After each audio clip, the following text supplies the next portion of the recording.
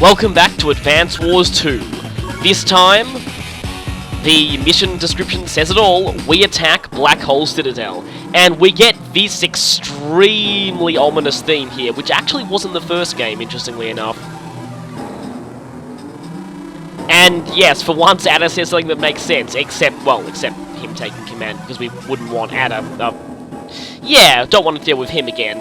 Unfortunately, we have someone even worse to fight. Oh, this is not going to be good.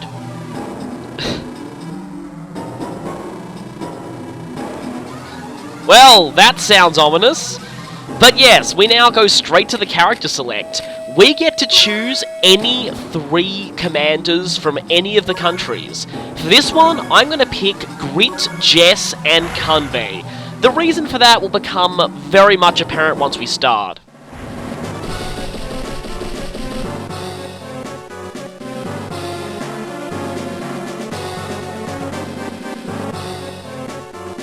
For some reason, we have the orange star colours there and the factory mission theme. But anyway. So, we're here, and as you can see, there are a lot of rockets, tanks, missiles, even some naval units.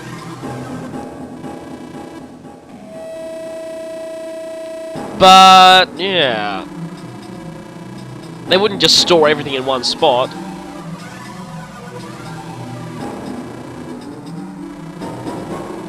And once again, Grid is catching on to the enemy plans, just like he was in the first game.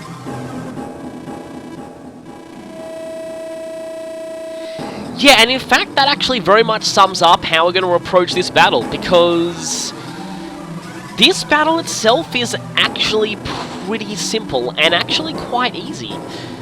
But, the thing is, it's probably like that for a reason. The next battle is, well, definitely not easy at all.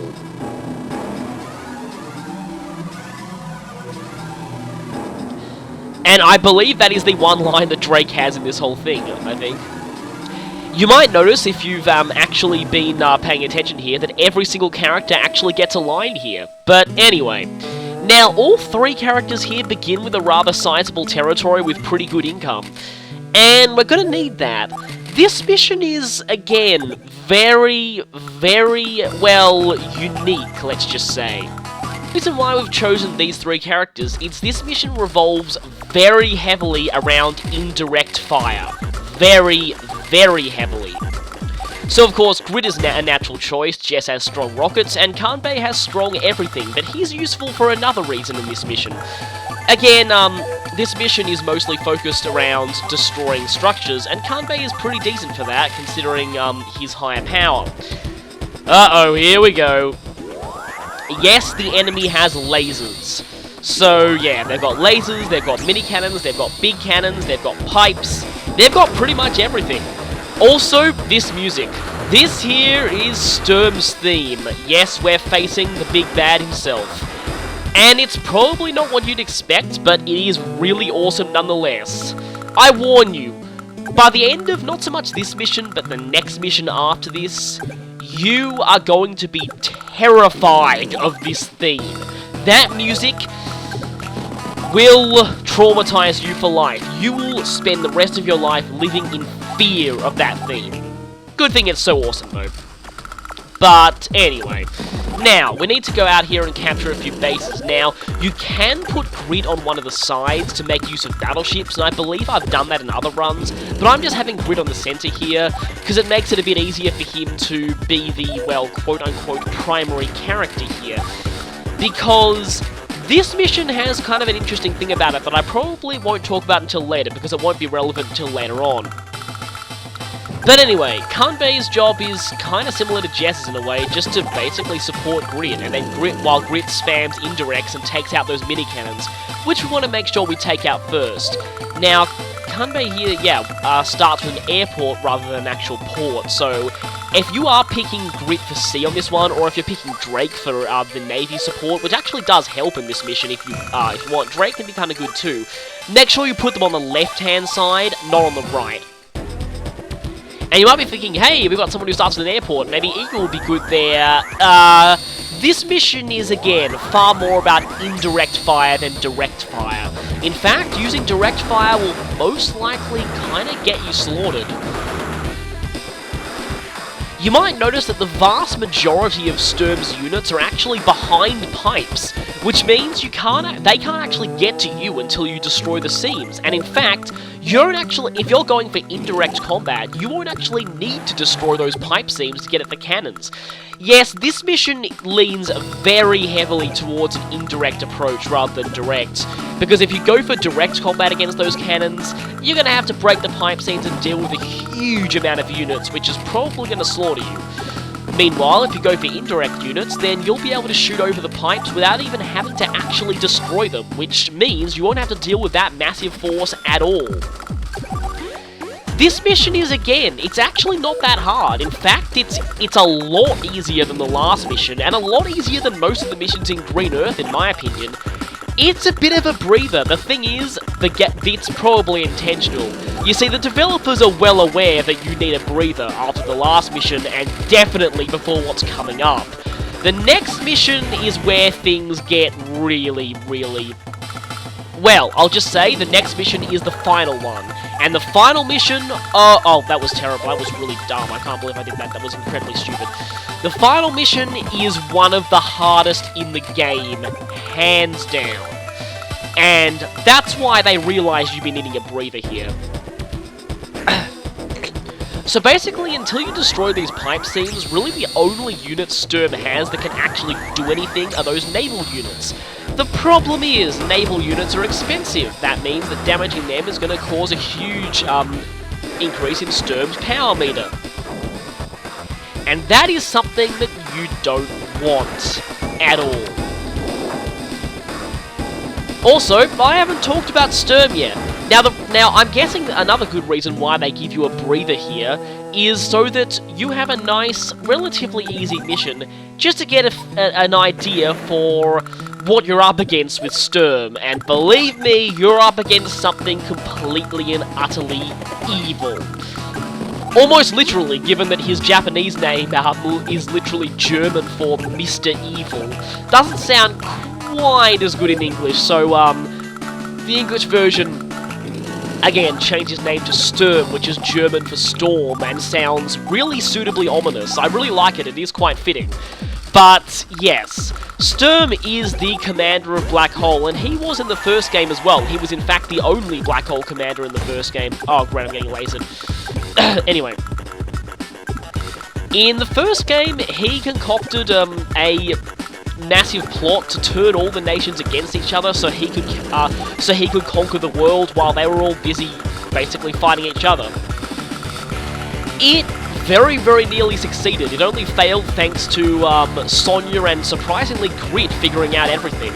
Sonya, of course, very nearly got herself into a really bad situation trying to investigate it, though. She tried to take on Sturm by herself, which was definitely not a good idea, and the others had to rescue her, which was, weirdly enough, the final mission of the first game, which seemed a little strange. In this game, yeah, Sturm mostly let his underlings do his dirty work. It's only now that he's actually getting in on the action personally, and you should be really, really thankful for that. Because Sturm is, well, completely and utterly evil. You know those fighting games where the developers deliberately make the final boss stupidly overpowered just so you'll waste a whole bunch of money trying to fight them? Well, minus the money part, Sturm is pretty much that. He's the final boss, and as such, he's been made as deliberately, utterly broken as conceivably possible. You wanna know why? Well, let's start with his basic day-to-day abilities. All of Sturm's units have 20% higher firepower and defense. Yes, every single one of them. All units, 20% offense and defense. That's almost as good as Kanbei's, and that comes with no drawbacks at all. Yeah, so he's even better than Hawk, and he has absolutely no downsides to make up for it. But guess what? It gets worse. All of his units treat all terrain as if it has a movement cost of 1. Now, effectively, this means that it's as if he has the effect of Lash's terrain tactics power in effect at all times. Yep, permanent terrain tactics, basically. Now, this doesn't mean that his units can cross terrain that they wouldn't normally be able to cross, like as in his tanks can't go up mountains or anything, but any terrain they can cross with 0 movement penalties at all. Rocket units or other tire units normally slow down on plains or forests? Nope! His units can always move their full distance across all terrain they could normally cross. Yep! So basically, he's got one of the effects of Lash's CO powers permanently.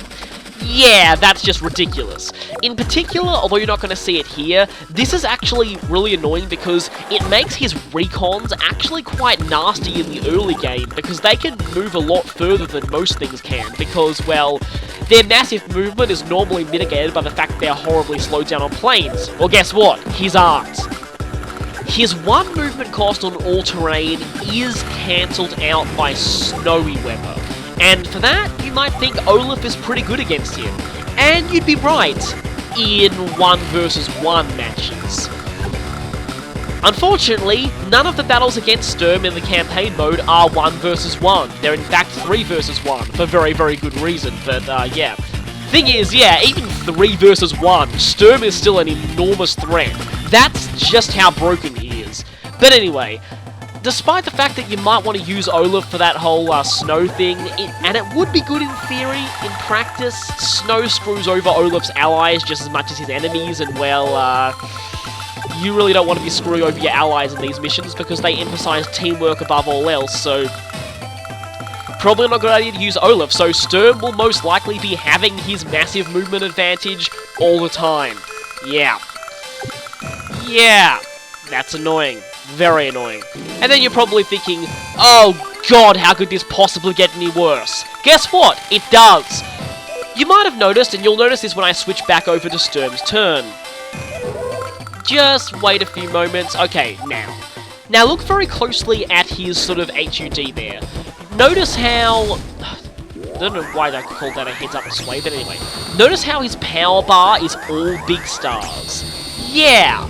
Sturm has no normal power. So, yeah, you might think, oh well, at least that's one disadvantage he has. Well, not really. You see, he doesn't even need one. His super is so ridiculously overpowered, but yeah, he doesn't even need a normal power. He does have the biggest power gauge in the entire game, but considering that these maps are just filled with expensive units, well, he tends to charge it up pretty darn fast. And, well, that is a major, major problem. Because, well, yeah. Okay. His super, well, I'll get around to talking about it once we see it. Now, we probably will see it at least once in this mission. Now, it's a good thing that you do, because part of this mission is actually giving you a feel for how Sturm's superpower works. If you don't know how to manipulate it perfectly, there is no way you are getting good ranks in the next mission. There is absolutely no way. Because one of the key skills that you need to learn here is how to manipulate his super, and how to mitigate its effects, how to lure it. You will see what it is once he charges it up, and believe me, I'm not looking forward to it. Because, believe me, the sound of him activating his super is the sound of impending death. Just leave it at that. Be afraid. Be very, very afraid. So, yeah. Now back to this mission itself. The interesting thing about this mission is, well, I'm kind of doing a lot of preparations here, but the interesting thing about this mission is, it's actually, if you approach it the right way, it's actually less of a battle and more of a puzzle. It's a bit weird. You might notice that there's very little actual combat to be had here. Most of this is around just destroying cannons and avoiding confronting enemies unless it's absolutely necessary. It's kind of an interesting one. It's a bit of a weird mission, and again, I treat it as more of a puzzle than an actual battle. That is not true in the hard campaign version of this mission. In the hard campaign, this mission is very different and actually kind of legitimately difficult. But here, it's, again, serves as mostly a breather before the final battle, and believe me, you need one, because the final battle is just absolute sheer pain. But, oh crap, that was terrible. Well, that's gone.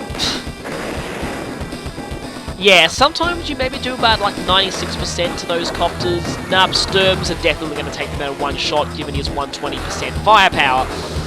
Yeah.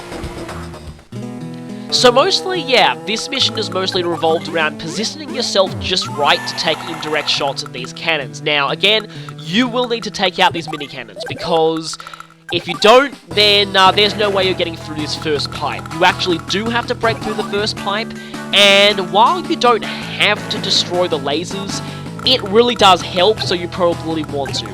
Now, after you've done that, well, I guess I'll talk about the big cannons later on. The mini cannons here are covering a line here. Now, watch, though, see that line of neutral cities just above my artillery and infantry there with grid there? Those cities, draw a mental line along them. That line is the mini cannon firing line. Do not step into that. Don't do that. Until you've taken out all the mini cannons. So yeah, in fact, every single city is still not safe to step into. Every city is under fire from at least one mini cannon, so it's still not safe to go up onto that line. Once we've taken out all of those mini cannons, then we can move the line forward and then focus on the pipe seams. Once those are down, we're going to actually have to rush into the cannon's range here and actually get a whole bunch of indirects through their defenses. Now, the other key for this mission is, remember how in earlier missions with cannons, a key to them is luring the cannons? And I can't attack that sub because it's dive, but oh well, it's going to be consuming huge amounts of fuel, so I don't really care. Ah, that city is within, that base is within big cannon range, which is bad. But anyway, in earlier missions with cannons, I've said that luring cannons is key. Again, just to recap, in case it hasn't been drummed into your memory by now, this is how cannons work. Every turn, the cannon will fire on the one unit that is the most expensive within its range. Now, thanks to someone in the comments who pointed this out, this does take into account damaged units. Basically, a damaged unit is essentially, you've got like, your HP, it's in 10s. Multiply your HP by 10, and that is the percentage of your unit's actual cost that it's worth now. So basically, a unit that's got 50% HP, that's got 5 HP will be worth 50% of its original cost. Now, I'm still not entirely sure if Colin or Kunbei's powers, not powers, but general abilities are taken into account here. If cannons are less inclined to target Colin's units and more inclined to target Kunbei's. Now, if they are more inclined to target Kunbei's, that is the reason why I used him for this mission. Because, yeah, his job here is the lure. Now, it's actually more than just cannons that you'll be luring, and you'll find out about that a bit later. It's that thing I wasn't looking forward to that I mentioned before. But anyway, yes, luring cannons is very important here. And that rocket is going to get shot. That's probably not a good idea, but oh well. Now, capturing these forward bases here is very useful. Now, you're going to have a huge amount of funds to spend here, and yeah. Here I've given Grit most of the cities, and his main thing is just spam rockets. He's going to be spamming as many rockets as he can, and with that, they're all going to advance on the enemy and just bombard them completely. Jess is providing extra support with rockets, and Kunbei, again, like I said, Kunbei is the decoy. Kunbei is there to make sure that the cannons and most of the enemy's attention is on him rather Right, now here I got 2 rockets that are both in range of that battleship. It can only fire on 1, so at least I get 1 full HP rocket to hit that battleship, which I do want to do because that thing is really annoying. Now, unfortunately, damaging that is going to give Sturm a huge power meter boost, but it's probably fine. Also, again, Grit Super is incredibly helpful here. It lets you fire on cannons from possibly outside of their range, so very useful. Also, always keep an eye on Sturm's power gauge. Always. You need to be ready when it fills, because there's a few things that you sort of have to do. Now, I might just say at this one point, avoid bunching up your rockets. I'll just say that for the time being. If you want anyone to bunch up expensive units, do it with Kanbei. Now, speaking of expensive units, remember again that a medium tank at full HP is worth more than rockets, and that means that a cannon will always target the medium tank first, which means that they can be very good lures for rockets. Your main strategy here is to possibly bring out a whole bunch of medium tanks, send them into the cannon range, because there's actually no way you can actually complete this without going into cannon range with your own rockets. So you'll need to do that. And, oh, just barely survived that one. You'll need to do that, and once you've done that, you need to send some rockets in with a few medium tanks as escort. The plan is the cannons will all go for the medium tanks, and then the rockets will be left unopposed to fire on the cannons. That's the plan anyway. But, yeah, again, it's really interesting. This mission is, like I've said, less of a battle and more of a puzzle.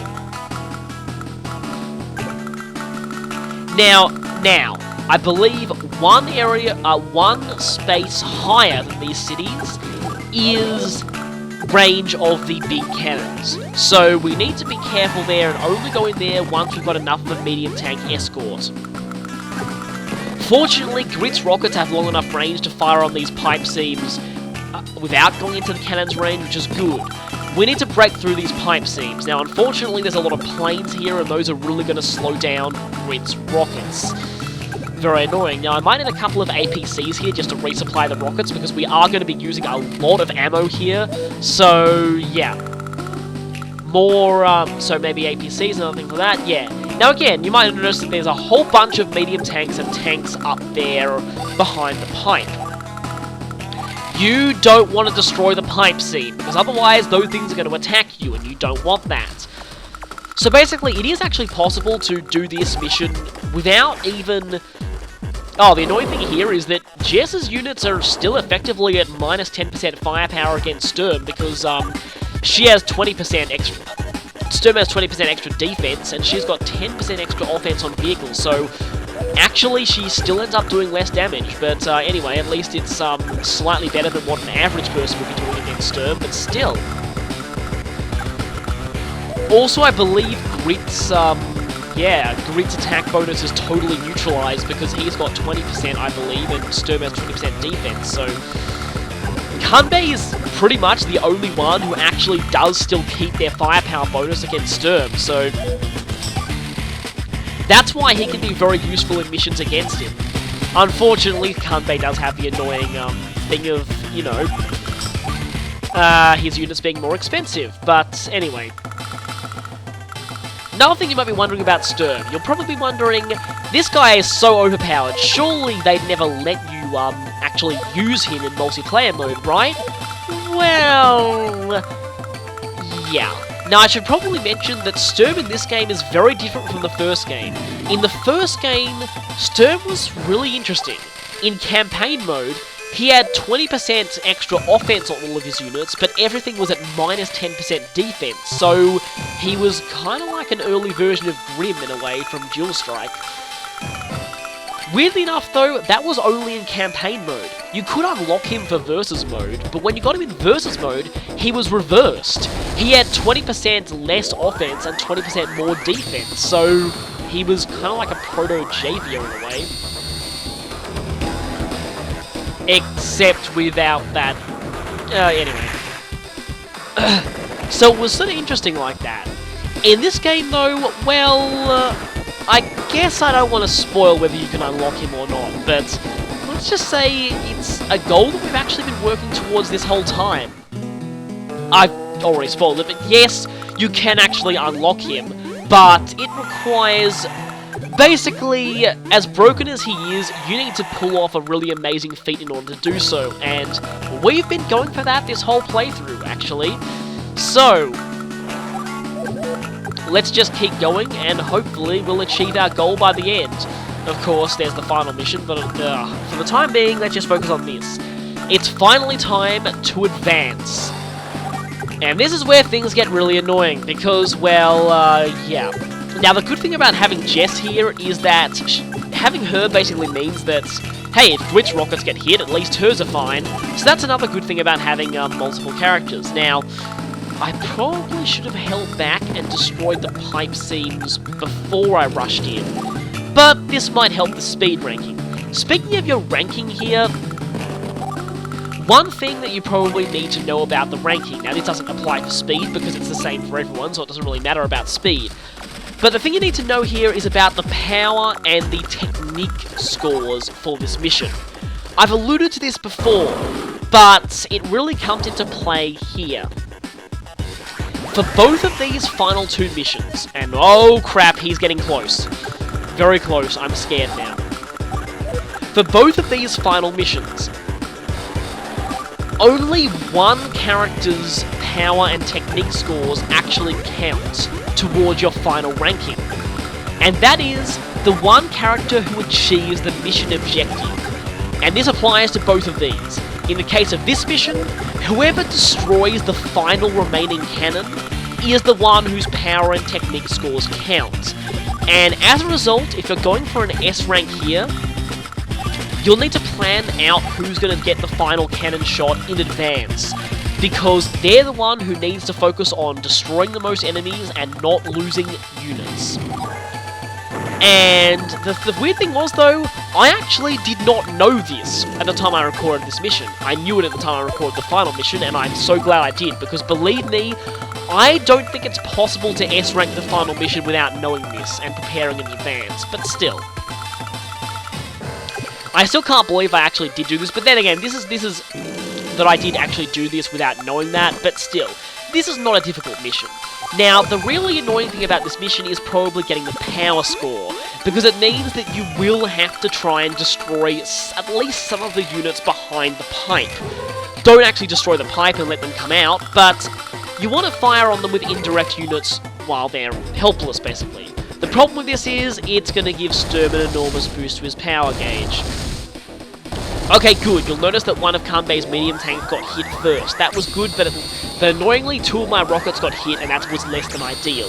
Ideally, I would have wanted a little more, a few more medium tanks here. But anyway, I guess I was just kind of desperate to get the speed score here. Now, I don't actually know what the turn requirement is for speed here, but